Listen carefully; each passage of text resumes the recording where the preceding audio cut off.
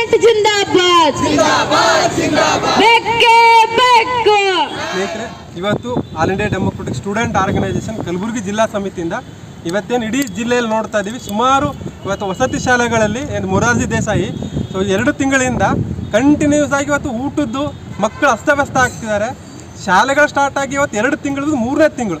But ಶಾಲಾ ಪ್ರಾರಂಭ ಆಗೋಕ್ಕಿಂತ ಮುಂಚೆ ಸರ್ಕಾರ ಎಲ್ಲ ಸ್ವಚ್ಛಗೊಳಿಸಿ ಒಳ್ಳೆ ಆಹಾರ, ನೀರಿನ ವ್ಯವಸ್ಥೆ ಇದೇನು ಮಾಡಬೇಕು.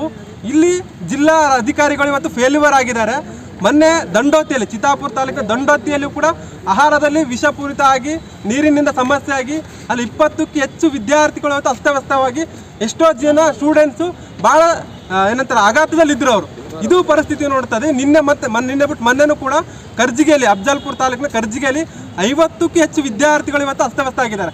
ಅದರಲ್ಲಿ 2ರಿಂದ 3 ವಿದ್ಯಾರ್ಥಿಗಳು ಇವತ್ತು ಭಾಳ ಸೀರಿಯಸ್ ಆಗಿದ್ದಾರೆ. ಇವತ್ತು ಗುಲ್ಬರ್ಗ ಜಿಲ್ಲಾ ಆಸ್ಪತ್ರೆಯಲ್ಲಿ ಅಡ್ಮಿಟ್ ಮಾಡಿದ್ದಾರೆ. ಕಂಟಿನ್ಯೂಸ್ ಆಗಿ ಈ ವಿಷಯಗಳು ಬೆಳಕಿಗೆ ಬರ್ತಿದೆ.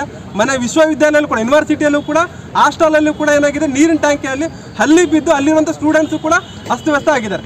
ಬಟ್ ಸರ್ಕಾರ ಏನು ಮಾಡ್ತಿದೆ, ಜಿಲ್ಲಾಧಿಕಾರಿಗಳು ಏನು ಮಾಡ್ತಿದ್ದಾರೆ, ಒಂದಗಣ ಒಂದು ಬರ್ತಿದೆ. ಕನಿಷ್ಠ ಇವರಿಗೆ ವಿದ್ಯಾರ್ಥಿಗಳಿಗೆ ಒಂದು ಊಟದ ವ್ಯವಸ್ಥೆ ಮಾಡೋಕ್ಕಾಗ್ತಿಲ್ಲ, ಶುದ್ಧ ಕುಡಿಯೋ ನೀರು ಕೊಡೋಕ್ಕಾಗ್ತಿಲ್ಲ ಇವರಿಗೆ. ಇನ್ನೇನು ಕೊಡ್ತಾರೆ ಇವರು?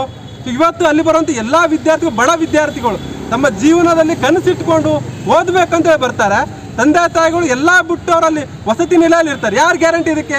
ಒಂದು ವಿದ್ಯಾರ್ಥಿ ಜೀವ ಹೋಯ್ತು ಅಂದ್ರೆ ಇವ್ರನ್ನ ಏನು ಕೊಡ್ತಾರಾ? ಇಲ್ಲಿ ಸರ್ಕಾರ ಆಮೇಲೆ ಜಿಲ್ಲಾಧಿಕಾರಿ ಭಾಳ ದೊಡ್ಡ ನಿರ್ಲಕ್ಷ್ಯ ಇದೆ. ಇಲ್ಲಿ AIDS ಇದನ್ನು ಅತ್ಯುಗ್ರವಾಗಿ ಖಂಡಿಸ್ತಿದೆ. ಈ ಕೂಡಲೇ ಈ ಅಧಿಕಾರಿಗಳ ಗಮನಕ್ಕೆ ತರ್ತಾ ಇದೀವಿ. ನಾವು ಇವತ್ತು ಮನವಿ ಪತ್ರನ ಕೊಡ್ತಾ ಇದ್ದೀವಿ.